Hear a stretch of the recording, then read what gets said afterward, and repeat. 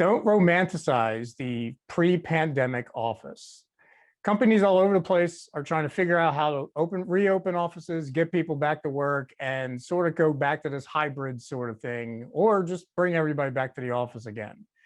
Problem is, a lot of us, me included at least 10% of the time, are thinking that going back to the office is going to be great because it's been more than a year, right? So we're all basically thinking, oh, I can't wait to see my coworkers and my employees and all this stuff.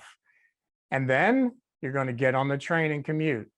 I don't miss New Jersey Transit. I probably never will. You're not going to miss getting in that car and driving 2 hours or more. You're not going to miss traffic.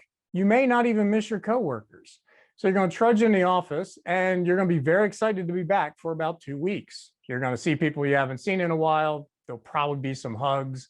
And then all the things about the office that annoyed you in the first place are going to come back up. For instance, open floor plans. Really? I'm basically sitting on someone's lap. I listen to their phone calls. I hear their whole life story. I'm basically fumbling around for noise canceling headphones just to get some focus. Meetings. Meetings, I know these Zoom meetings suck. Let's get real. They're just, you get Zoom fatigue. It's terrible. It's exhausting. You know what? Those in-person meetings were kind of exhausting too. So I don't know if that whiteboard and being in person really gets you a whole lot. It's just different. But it's different in a way that will only last a week or two.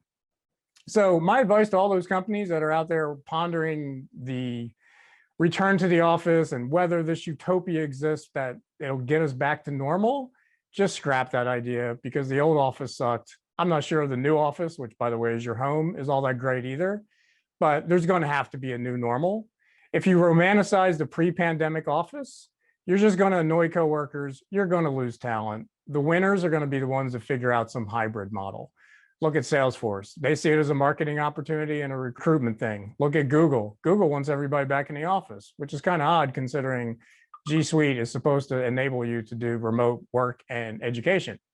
Either way, you see where this is going. There's going to be some winners and some losers.